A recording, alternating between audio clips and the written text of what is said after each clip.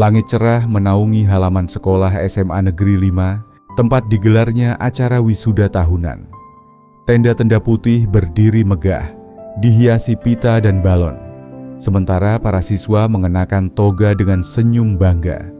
Para orang tua duduk di kursi barisan belakang. Sebagian besar berdandan rapi, membawa bunga dan hadiah untuk anak-anak mereka.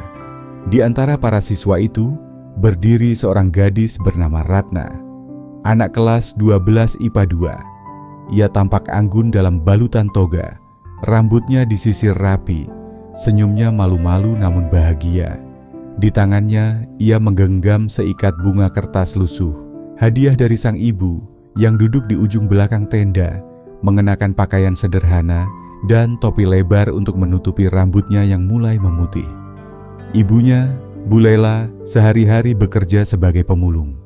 Setiap hari ia mendorong gerobak kecil berisi plastik dan kardus dari gang ke gang demi menyekolahkan Ratna. Meskipun miskin, kasih sayangnya tak pernah miskin. Saat prosesi pembagian penghargaan tiba, nama Ratna dipanggil sebagai salah satu lulusan terbaik. Ia berjalan ke panggung dengan langkah pelan, menahan air mata bahagia. Namun, momen itu berubah kelam. Kepala sekolah, Pak Bambang, berdiri di mikrofon sambil menyerahkan piagam. Dengan senyum dingin, ia berkata ke pengeras suara, "Nah, ini contoh siswa berprestasi, walaupun berasal dari latar belakang yang, ya, bisa dibilang memalukan. Ibunya pemulung, tapi ternyata masih bisa lulus juga. Luar biasa bukan? Ini bukti bahwa sekolah kita tidak pilih-pilih. Bahkan anak dari kalangan seperti ini pun bisa berdiri di sini." Tawa kecil terdengar dari beberapa barisan orang tua.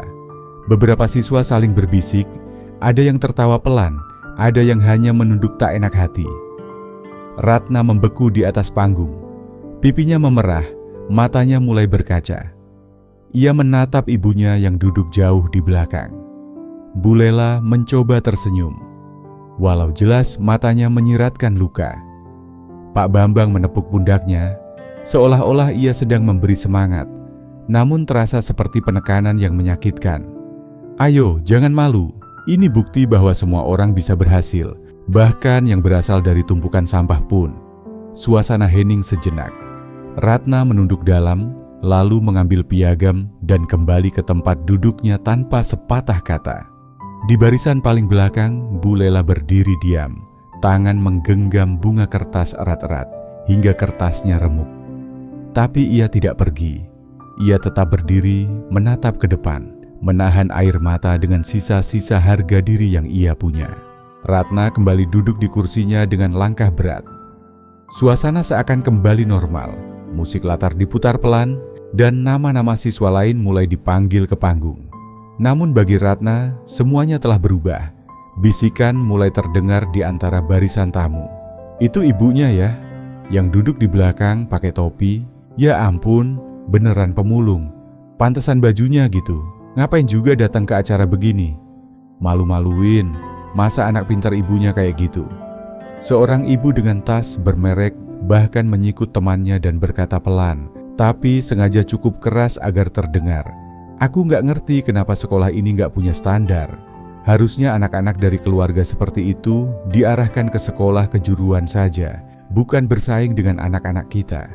Beberapa tertawa kecil, pura-pura menutup mulut, tapi tidak bisa menyembunyikan nada merendahkan. Yang lain hanya menatap Bu Lela dari ujung mata, seperti sedang menilai sampah di pinggir jalan, bukan manusia yang rela mengorbankan segalanya demi anaknya. Bu Lela mendengar semuanya. Ia tetap berdiri, tangan kini gemetar. Bunga kertas itu mulai robek di genggamannya.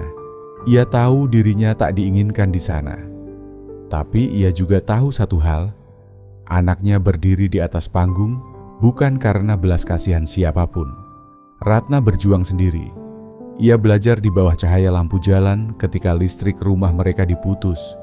Ia belajar tanpa bimbingan les mahal, tanpa buku baru, hanya bermodalkan semangat dan harapan. Ratna mendengar suara-suara itu juga. Kepalanya tertunduk, bahunya bergetar. Tapi bukan karena malu, bukan karena dendam. Yang ia rasakan adalah perih yang dalam.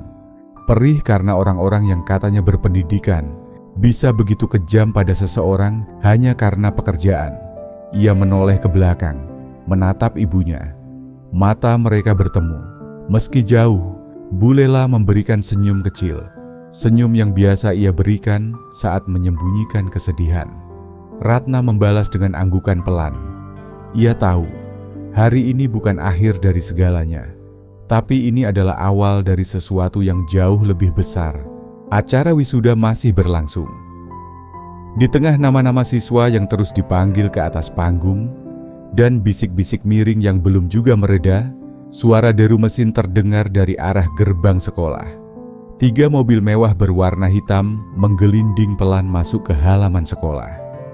Mobil pertama adalah SUV Mercedes-Benz, hitam mengilap, disusul sedan Lexus, dan terakhir sebuah Toyota Alphard yang elegan.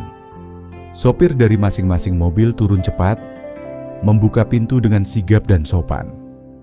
Para tamu undangan mulai melirik ke arah kedatangan itu.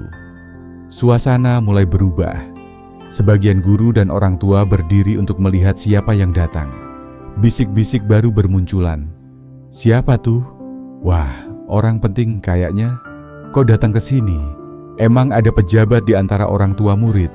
Dari mobil-mobil itu turun 3 sosok pria berpakaian rapi. Yang pertama mengenakan batik mahal dan mengenakan kacamata hitam. Yang kedua mengenakan jas abu-abu elegan dengan pin lambang negara di dada. Dan yang terakhir seorang lelaki berusia 50-an. Berpakaian sederhana tapi berwibawa. Disambut dengan sikap hormat oleh beberapa staf sekolah yang mengenalnya. Ketiganya langsung berjalan ke arah barisan paling belakang, tempat Bu Lela berdiri diam, masih menggenggam bunga kertas yang kini sudah hancur di tangannya. Salah satu dari mereka berkata dengan hangat dan sopan, "Bu Lela?" Bu Lela terlihat bingung. Ia mengangguk pelan. "Kami datang karena undangan. Ratna bilang ibunya akan hadir di wisuda hari ini. Kami tidak bisa melewatkan momen ini. Terima kasih sudah mendidik putri ibu sekuat itu." Tiba-tiba suasana berubah total. Mata semua orang tertuju ke sana. Kepala sekolah, Pak Bambang, yang masih berdiri di dekat panggung, tampak bingung dan mendekat.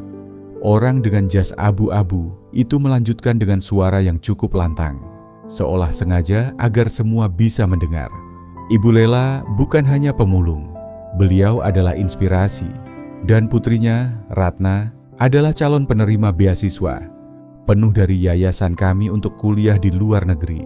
Pak Bambang tercekat. Ia terdiam di tempat, tak percaya. Beberapa guru saling menatap, sementara para orang tua murid yang tadi menghina mulai terlihat tidak nyaman. Lelaki ketiga yang berpakaian paling sederhana, namun kami sudah mengawasi prestasinya selama setahun terakhir. Dan sekarang kami tahu dari mana dia mendapat keteguhan hati. Ia menoleh ke Bu Lela dan membungkuk ringan. "Terima kasih sudah melahirkan seorang pejuang, Bu." Suasana hening. Tak ada lagi bisik-bisik merendahkan. Para orang tua yang tadi menghina kini hanya bisa menunduk. Wajah mereka memerah. Pak Bambang berusaha memaksakan senyum. Tapi senyum itu kalah oleh rasa malu yang kini menghantam keras. Ratna yang mendengar semua itu dari kejauhan berdiri perlahan. Ia berjalan menuju ibunya, dan saat sampai ia memeluk Bu Lela erat-erat. Bu Lela tak bisa menahan air mata lagi. Hari itu berubah dari luka menjadi kemenangan. Setelah pelukan panjang antara Ratna dan Bu Lela, ketiga tamu kehormatan mengajak mereka ke depan panggung. Kepala sekolah Pak Bambang tidak bisa menolak, meskipun wajahnya tampak tegang dan malu. Di atas panggung, salah satu dari tokoh yayasan mengambil mikrofon. Suaranya tenang, tapi penuh daya. "Hari ini kami menyaksikan bukan hanya kelulusan seorang siswa. Kami menyaksikan kemenangan nilai, martabat, dan keteguhan seorang ibu dan anak. Ratna akan menerima beasiswa penuh untuk kuliah di Inggris. Semua biaya hidup dan pendidikan kami tanggung. Tapi lebih dari itu, kami ingin memberi penghargaan kepada ibunya, Bu Lela." Tepuk tangan perlahan mulai terdengar. Ragu-ragu pada awalnya, namun cepat berubah menjadi gemuruh. Bahkan beberapa guru yang sebelumnya diam kini berdiri dan bertepuk tangan dengan hormat. Ratna memegang mikrofon. Dengan suara lantang dan bergetar, ia berkata, "Terima kasih untuk semuanya. Hari ini saya bukan hanya berdiri di sini sebagai lulusan, tapi sebagai anak dari seorang pahlawan sejati. Ibu saya mengais sampah bukan karena dia rendah, tapi karena dia mau mengangkat saya tinggi. Dan bagi yang tadi menertawakan kami, terima kasih juga. Kalian mengingatkan kami bahwa cahaya hanya terlihat karena ada bayangan." Mata Pak Bambang berkedip cepat, mencoba menahan malu. Ia ingin bicara, tetapi tidak ada lagi ruang untuk pembelaan. Kata-katanya sebelumnya kini kembali padanya. Tak ubahnya pantulan suara di ruang kosong. Kosong, dingin, dan menyakitkan. Setelah acara, banyak orang tua mendekati Bu Lela dan Ratna. Beberapa dengan permintaan maaf tulus, yang lain hanya mencoba menghindari rasa bersalah mereka. Beberapa hari kemudian, berita tentang kejadian di wisuda SMA Negeri 5 viral. Banyak media menyorot keberanian Ratna, ketegaran Bu Lela, dan ketimpangan sikap di lingkungan pendidikan. Pak Bambang akhirnya diberhentikan dari jabatannya setelah investigasi oleh Dinas Pendidikan atas kelakuannya yang tidak etis dan mempermalukan siswa di ruang publik. 2 tahun kemudian, sebuah auditorium besar di Universitas Oxford dipenuhi hadirin. Seorang gadis muda berdiri di podium mengenakan toga hitam dengan sial merah tua, Ratna.